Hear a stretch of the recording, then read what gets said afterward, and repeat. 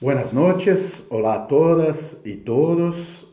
Es con mucho gusto que voy a hacer la última presentación, la última clase de nuestro curso de teorías del capitalismo. Esta última clase es una discusión sobre el pensamiento de François Chesner. Nosotros vamos a intentar presentar las principales referencias teóricas de Chesner, así como su teoría sobre el grado de financiarización de la sociedad capitalista contemporánea, e intentar también presentar los principales puntos de Chesner para explicar las crisis 2007-2008, la crisis financiera del capitalismo contemporáneo. François Chesner es economista francés y profesor emérito de la Universidad de París 13.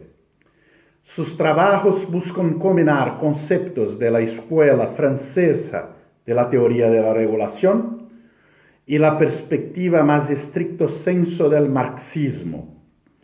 Desde mediados de la década de 1990, de los 90, Chesner defiende la tesis que desde principio de los años 80, el capitalismo vive bajo un régimen de acumulación con dominio de valorización financiera, constituyendo un modo de regulación adecuado a este tipo de acumulación.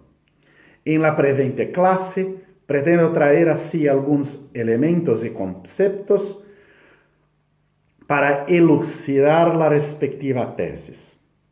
Para eso, voy primero a discutir las referencias teóricas de François Chesner, después presentar la tesis de Chesner sobre la financiarización y por último mostrar las consecuencias del respectivo régimen de acumulación a la luz de la crisis de 2007-2008, con fundamento o a partir del modelo de François Chesner.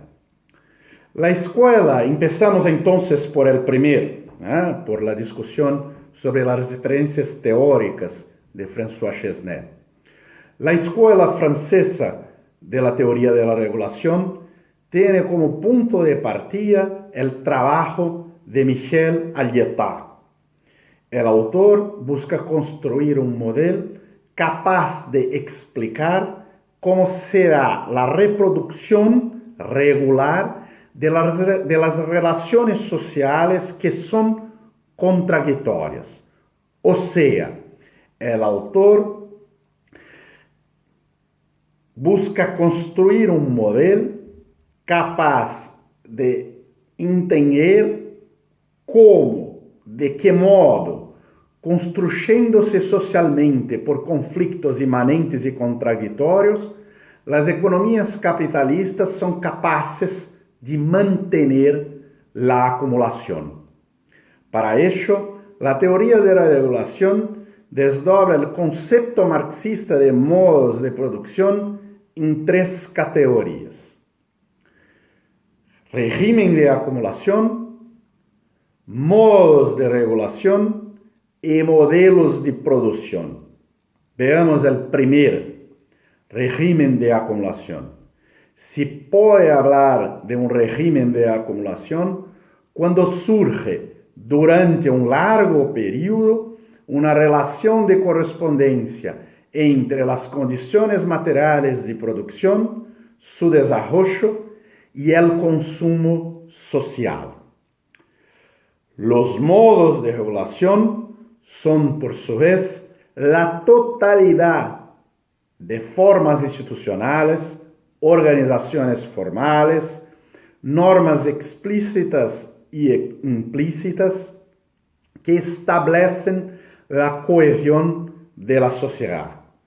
Por medio de estos modos de regulación, intereses contradictorios y comportamientos de grupos sociales e individuos se armonizan con las exigencias de la valorización del capital y se crean las posibilidades de constitución, a su vez, de un régimen de acumulación.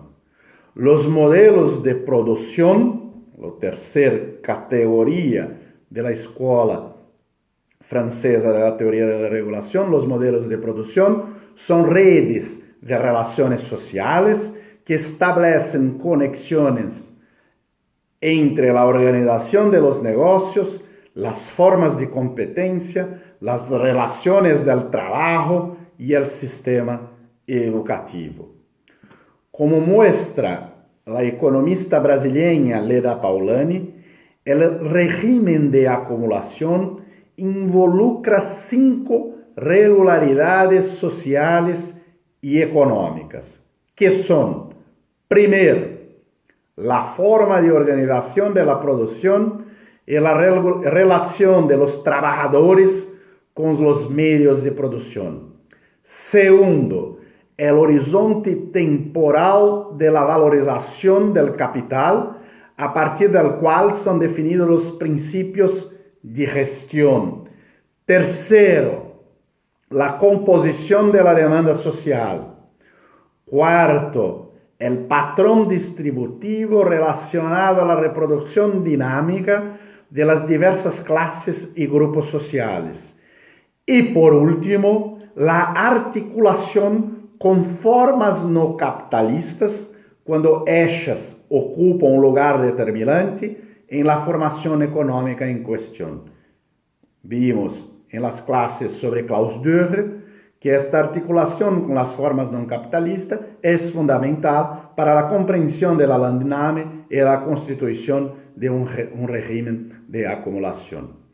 Ya el modo de regulación se constituye en un conjunto de 5 formas institucionales.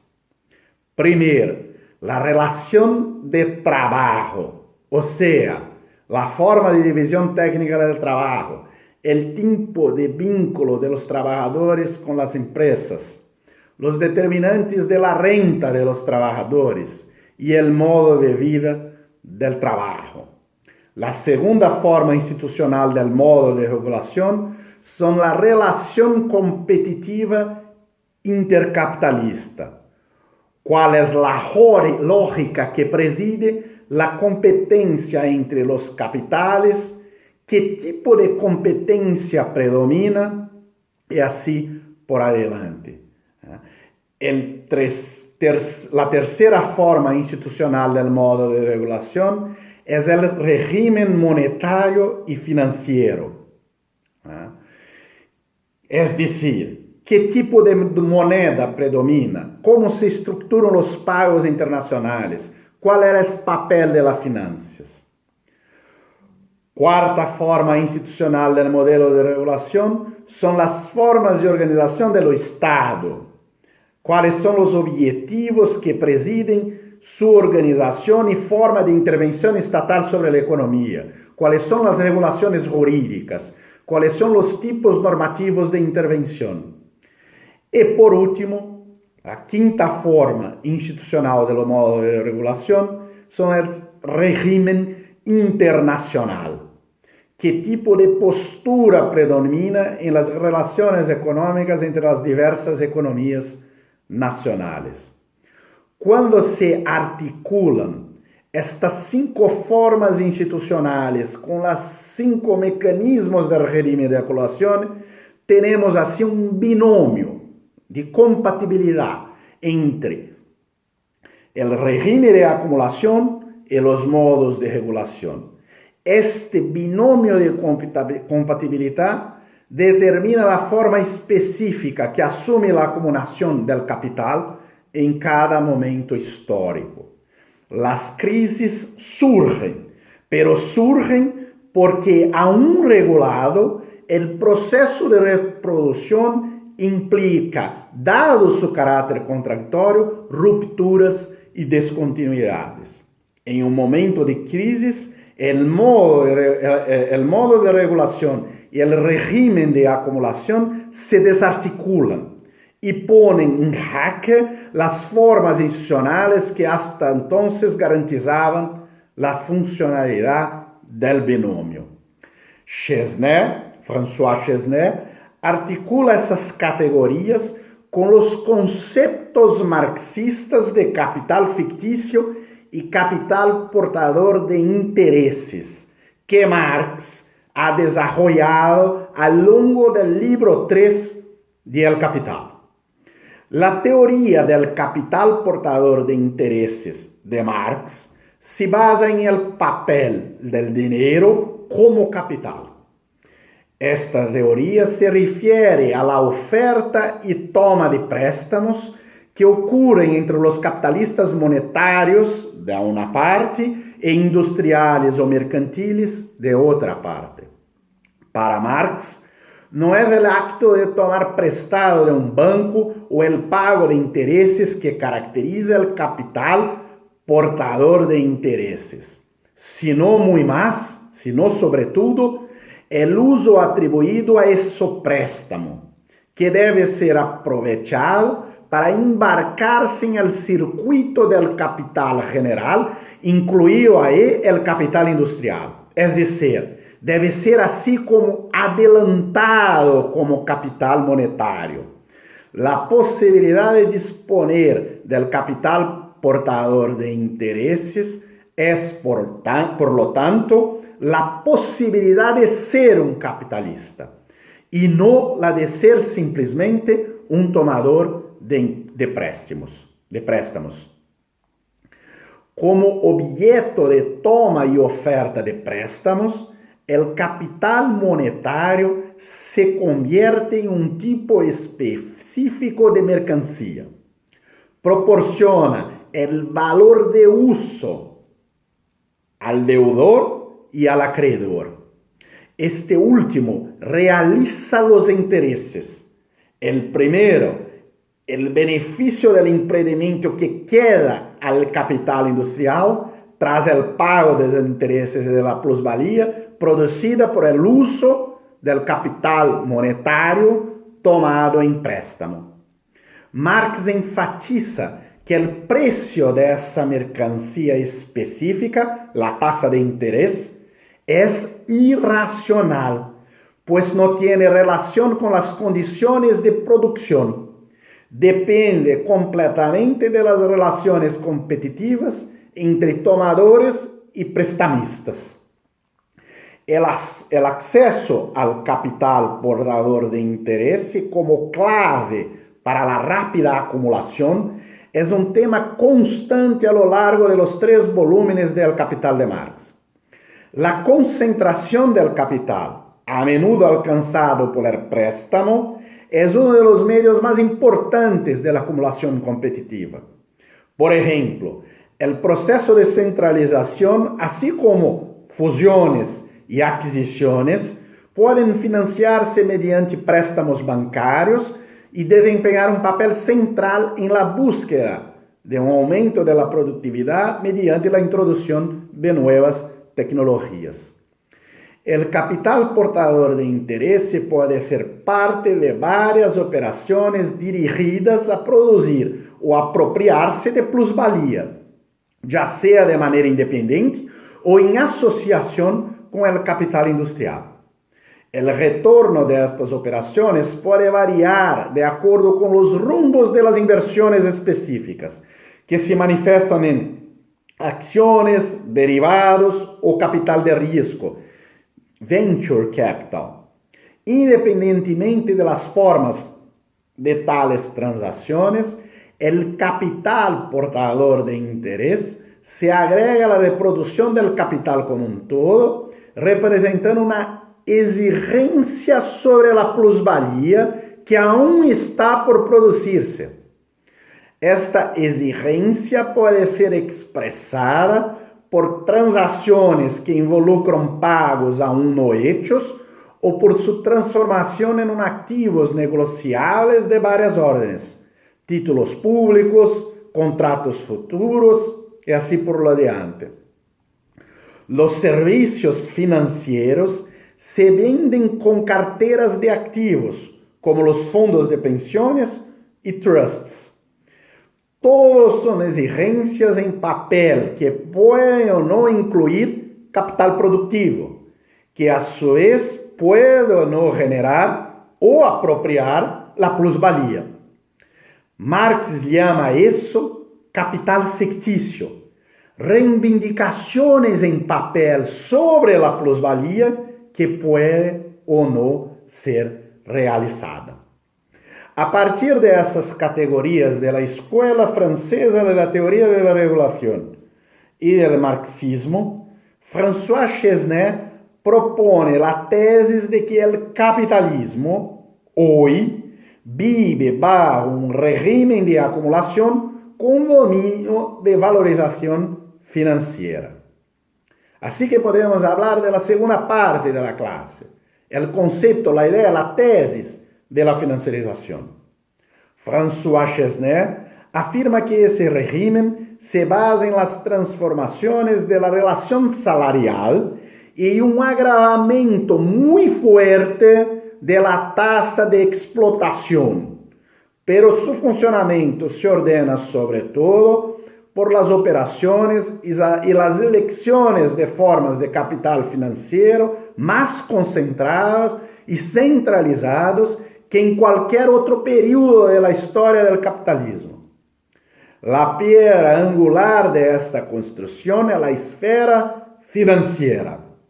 Este nuevo régimen de acumulación surgió a partir de los años 80 con la base de políticas neoliberales, de liberalización y de desregulación procedentes en las políticas muy conservadoras en Estados Unidos, en el Reino Unido, con Thatcher y Reagan. Como muestra Leda Paulani, en ese régimen de acumulación, el capital portador de intereses está situado en el centro de las relaciones económicas y sociales. Y la consecuencia más importante de esta centralidad es que la exterioridad que caracteriza este tipo de capital va a ser insertada en el seno de la propia acumulación productiva, generando lo que François Chesnais llama, siguiendo Michel Aliatat, llamándole de capitalismo patrimonialista.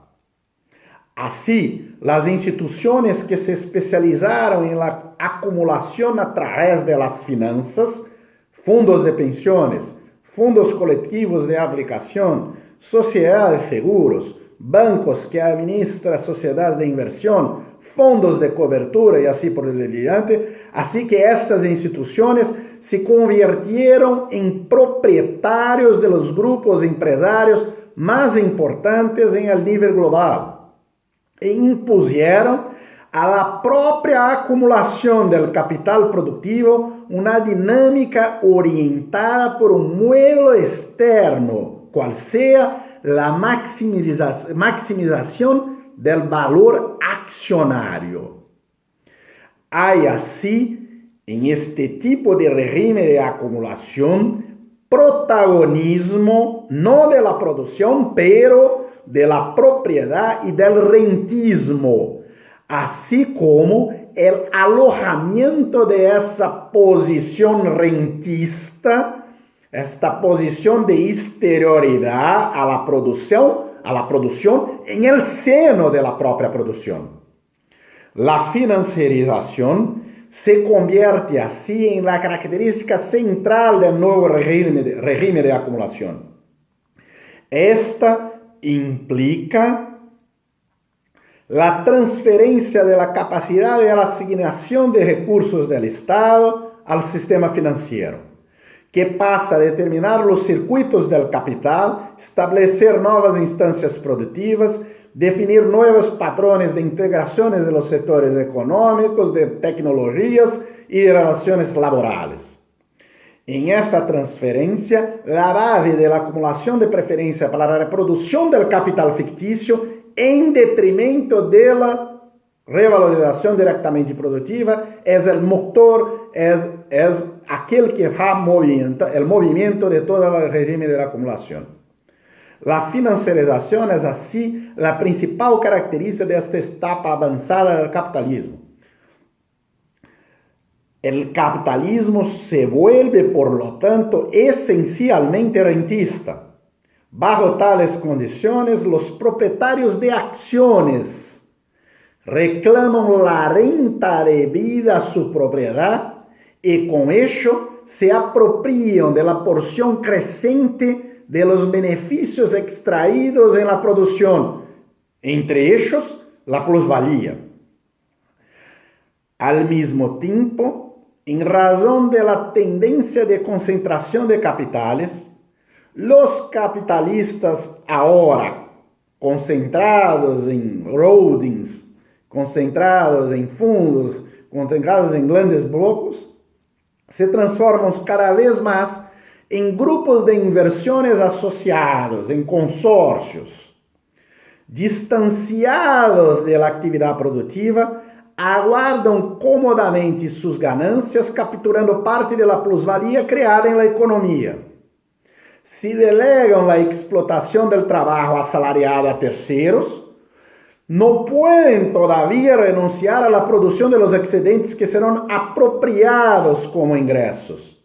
El resultado de este proceso del régimen de acumulación con la dominancia financiera es conocido desde los años 80. Caída de la porción de los salarios en la renta nacional de todos los países y restricción de derechos sociales y de los trabajadores. La financiarización libera a los capitalistas de los inconvenientes de la acumulación productiva, cual sea extraer valor excedente de fuerza viva. Al mismo tiempo, en razón del consorcio de capitales concurrentes, necesita ampliar tal extracción, ampliar, por tanto, la tasa de explotación para remunerar tanta cantidad de capitales concentrados. Si ahora hay algo de nuevo en este régimen de acumulación, es tanto el ritmo y la escala de expropiación. Ahora me voy a intentar ver de qué forma este régimen se ha consolidado y por su vez es muy susceptible a las crisis. Hablamos entonces de las crisis de 2007 y 2008. Como he hablado, el régimen de acumulación financiera es muy susceptible a las crisis. Esclarecedor de esta afirmación es la queja que ha sido llamada de la peor crisis económica del sistema capitalista desde 1929, cuyo punto más alto de esta nueva crisis fue, sin duda, el colapso de uno de los más relevantes institutos financieros del mundo, la Lehman Brothers, en el año de 2008, en función del endeudamiento creciente de las familias trabajadoras norteamericanas, especialmente por préstamos hipotecarios concedidos por bancos en forma de créditos de riesgo sin garantías, los llamados subprimes. Rápidamente, varias instituciones financieras en todo el mundo comenzaron a fallar, con repercusiones avasalladoras en la llamada economía real, como por ejemplo la declaración de insolvencia de General Motors. Para rescatar la economía privada, los estados endeudaron con bancos. Esto fue una política tomada de Barack Obama para hacer paquetes de salvamento. Esto es, el Banco Central de los Estados Unidos ha posibilitado acceso al dinero por parte de los bancos privados, pero dinero con bajísimos intereses, casi al valor de 0%, aquello que se llama de monetary easing. Así que estos paquetes de salvamento, por medio de esos, los estados, como ejemplo, la política de los Estados Unidos tomada por Barack Obama, los estados se endeudaron con bancos que tuvieron acceso al dinero del Banco Central a bajos intereses. El agravamiento de la crisis económica, sin embargo, llevó a bancarrotas estatales y los paquetes de salvamento dejaron de ser exclusivos para bancos privados e investidores de inversiones privadas, de modo que los propios estados comenzaron a servirse de estos paquetes de salvamento. El mayor ejemplo es el Fundo Europeo de Estabilidad Financiera de la Unión Europea, cuyo nombre en alemán muy más famoso es Euro-Rettungsschirm, cuya aplicación a Grecia, un estado que estaba falido, por exigencias de Alemania, se volvió un caso más emblemático. Por medio de esas acciones, el sistema de bancos y fondos fue inundado en todos los países de dinero barato. Cuando el modelo neoliberal pasó a ser cuestionado a partir de la respectiva crisis, la respuesta del propio campo neoliberal fue la distribución de las cargas de las crisis económicas a toda la población y la socialización de las pérdidas de riesgos. Más una vez, el mayor ejemplo fue la política de Angela Merkel para la Unión Europea. Este tipo de medida es implementado por políticas que necesitan recortes en gastos sociales para inundar el sistema financiero de dinero barato. Es decir, es implementado por políticas que se basan en el mismo marco normativo del neoliberalismo. Estas políticas, para hacer garantía, confianza, fiducia para las deudas públicas que son generadas por medio de esos empréstamos, a necesidad de hacer certeza de cumplimiento de las obligaciones a estos inversores donde son feitos estos endeudamentos y estos préstamos. Esta certeza solamente puede ser creada por medio de recortes en los gastos sociales, por medio de los recortes en los investimentos públicos. Así que se hace una forma de redistribución de los encargos, de los cargos de la crisis a la grande parte de la población que no fue responsable para la formación, la creación de la respectiva crisis. La crisis se crea por el rentismo y la especulación, pero la solución de la crisis es repasada para toda la población. Dado su alto grado de descenso social, que son esses recortes en gastos sociales, esse processo de socialização das pérdidas não seria possível sem o aumento do aparato repressivo de los estados. A medida que as reformas políticas suspendem direitos sociais e direitos fundamentais e se vuelven cada vez menos sensíveis à influência das demandas populares, os grupos de protestas são levados à ação direta. Protestas callejeras, ocupações e marchas se anunciam como uma forma possível de resistência, desde por lo menos a lo Occupy Wall Street. Todos, sin embargo, são acompanhados de uma forte repressão policial. Por uma parte, isto aún pode explicar hoje as olas de protestas em Paris, de los que hemos visto en los últimos días, de los Gilets jaunes. De otra parte, ante la desilusión de las masas trabajadoras con el carácter neoliberal de los gobiernos recientes, de izquierda o de derecha, puede también explicar el ascenso de la extrema derecha neofascista que se alimenta de la frustración de los trabajadores, transformando esta frustración en odio contra el otro. Así que de esta discusión sobre el régimen de acumulación que ha desarrollado Chesnais, es posible también hacer